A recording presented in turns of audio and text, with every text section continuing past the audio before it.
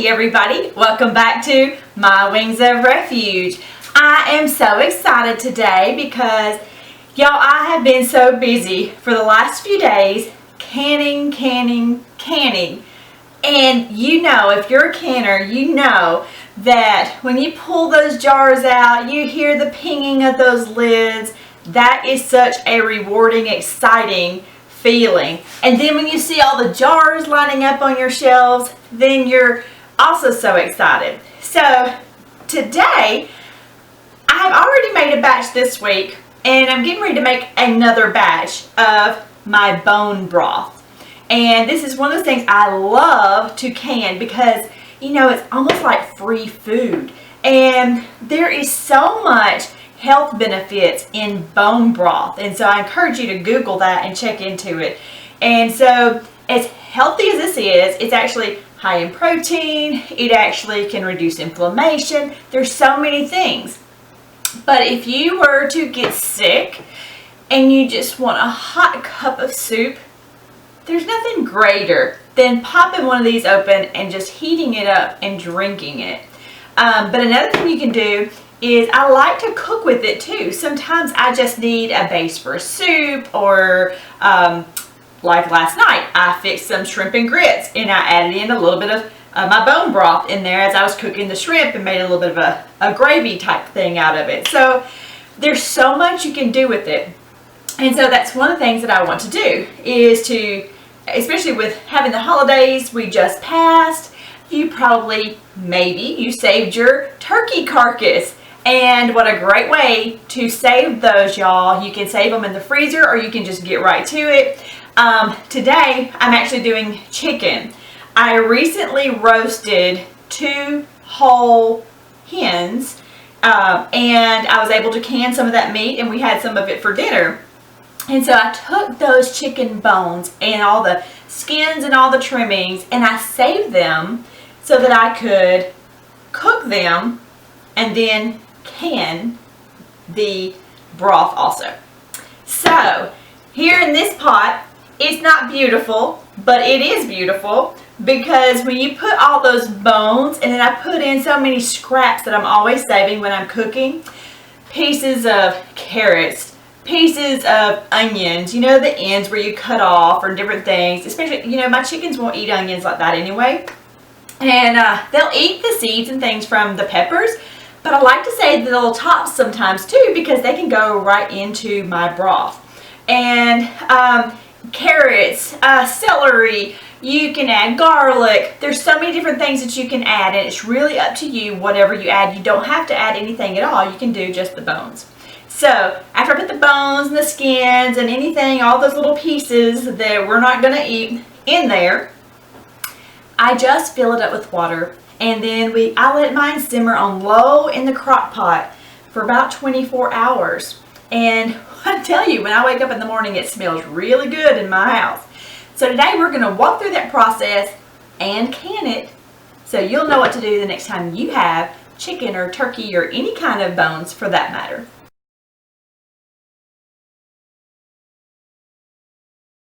So the first thing we're going to do is we're going to take this broth. I let it cool a little bit because it's really hot, and we want to strain all the pieces out of it. This is probably the hardest part.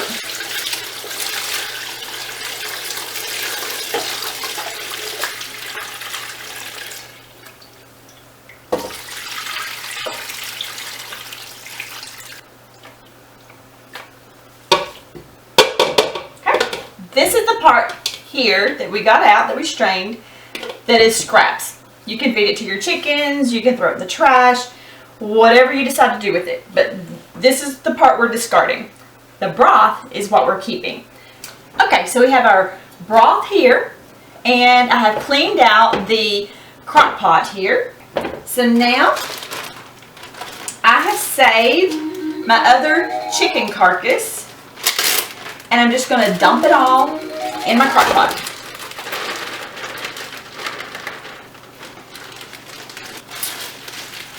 Now, if you're going to flavor it, this is the time to do it. Okay, so I save all kind of kitchen scraps in my freezer. And so you can pick and choose, or throw it all in. But I have a lot more pepper stuff in here. And so I have like pepper tops and the little seed heads. You can throw that in. Okay. This bag does not contain onions. I'm going to run and get another bag.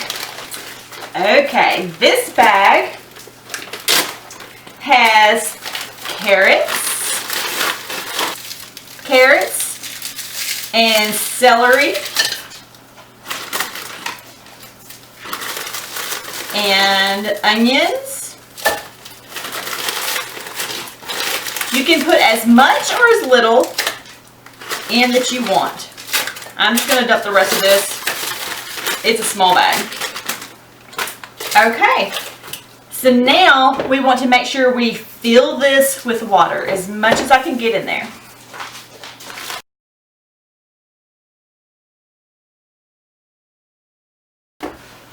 Okay, so now that it's full and it's ready, before I put it back on the crock pot, I like to add about a couple tablespoons of apple cider vinegar. This will helps break up like the bone marrow into your broth. So you want to get every bit of that goodness that you possibly can. Okay, last but not least, if you want to season it with anything, some people like to add onions or onion powder or garlic powder. I have plenty of onions in here. I didn't see any garlic this time, so I want to add a little bit of garlic powder. And then if you have any other special seasoning that you just absolutely love, you can do that now too. A little garlic. Okay, so now we're ready to put this on the crock pot. And I'm going to set this on low and just let this cook for about 24 hours. Some people do it a lot less. It's really up to you, but I get lots of wonderful flavors. So we have our jars in our water bath canner. Just to heat them up really well, I'm going to let this come to a good firm boil before I get started. Okay, so I have my water bath canner here. It's full and I have all my jars in it, mainly because I'm going to use this to keep my jars very hot. You want to make sure you're putting hot broth into hot jars before you put them in your pressure canner. And so while I'm starting to hear a little bit of rumbling in there. I have my pan back here with my lids, my flats. I'm going to go ahead and turn that on, let them be warming up. And now my broth, I'm going to turn it on and get it warming up because we want it to be just nice and piping hot. It's already ready, so to speak. I just want it to be really hot to put it in my jars. So we let these continue to heat, let these heat up, then we'll start filling our jars. It's so exciting, y'all. Okay, y'all, it is go time. Our jars have been boiling, our broth is boiling, our flats are simmering. We are ready. I've got the pressure canner ready with some hot water. So what I'm going to do is I'm going to get the jars out. I'm going to start filling the jars. We want 1-inch headspace. And then we're going to wipe our rims really well. And we'll get them into our pressure canner. Okay.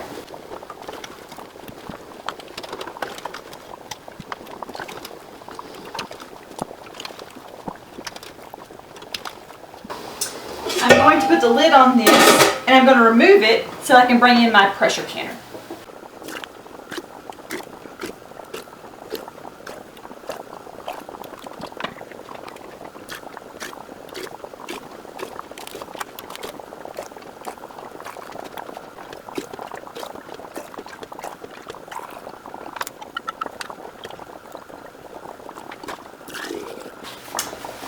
Next, we want to clean these rims really well. Make sure there's no broth on them.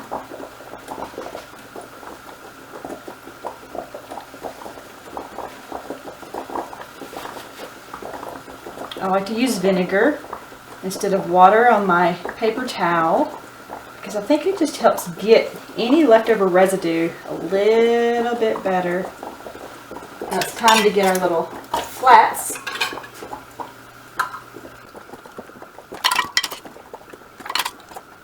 Okay, and we'll put our rings on just finger tight.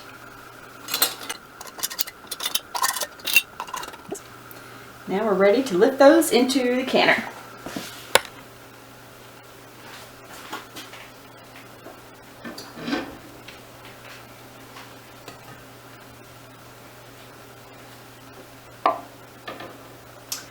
You'll want to follow the directions on your pressure canner of how much water to put in.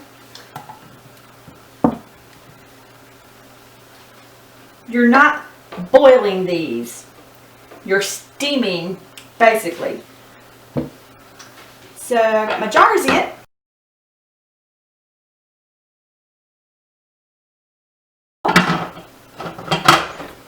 Love my t-fal.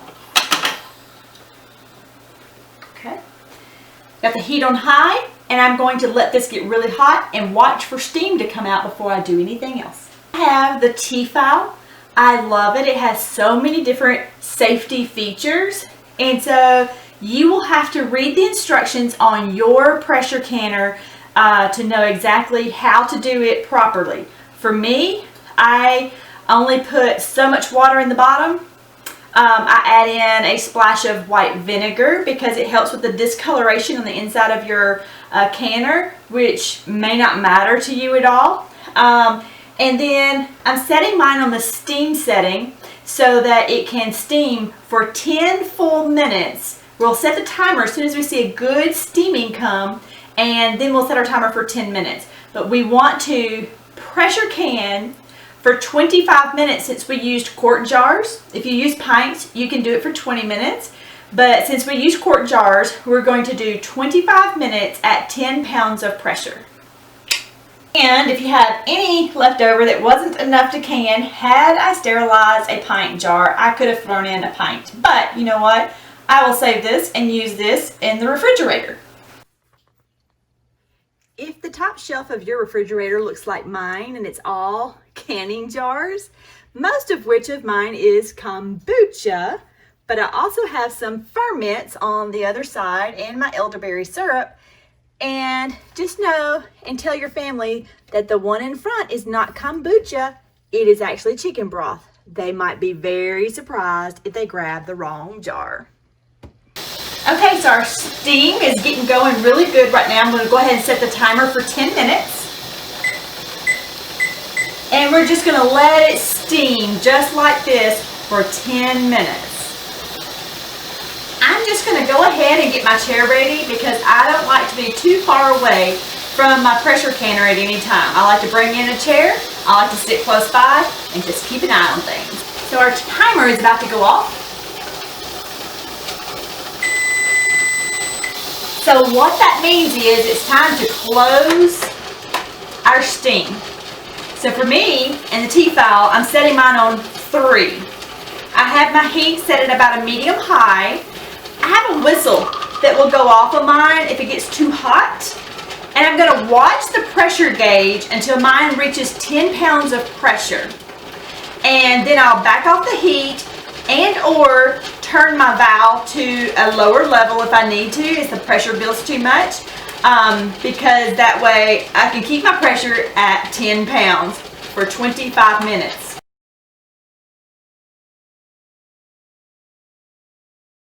So now we wait till the pressure reaches 10 pounds before we set our timer.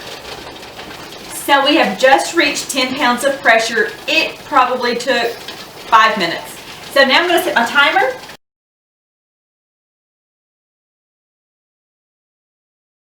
So if my pressure goes up, I'll just turn the heat down a little bit and I'll just try to keep it right at 10 pounds of pressure. If it goes up too much, I can change my lever here. Right now it's set on 3, so it's as close as it can get. If I change it to a 2, it opens up just a little bit to let some pressure out. So I can always do that if my pressure goes up too much. I'm going to pull up my chair and get comfortable and keep an eye on the pressure.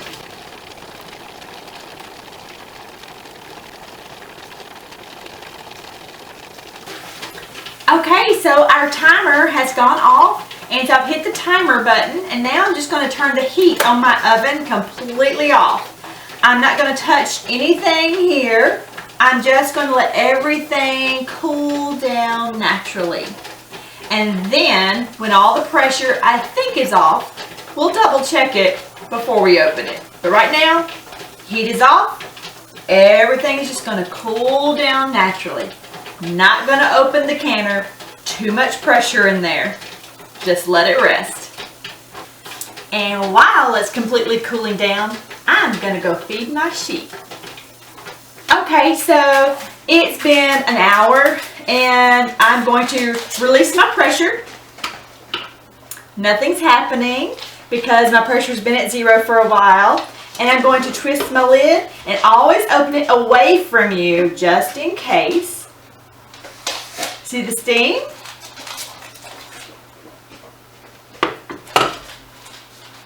They look gorgeous. That's 1.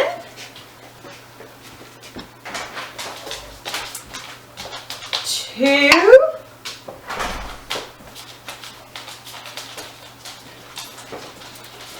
3.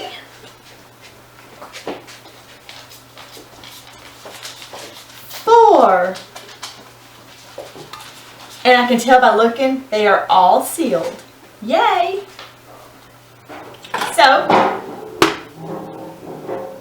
I'm just gonna let those jars now completely cool. And then we'll take the rings off, put a label on them, and store them away. They are super hot right now. I can still see them bubbling. And here we have it. Aren't they gorgeous? So they're all ready. They're all sealed. And y'all, I hope you enjoyed today's video. If you haven't already, please subscribe. Give us a thumbs up. See you next week.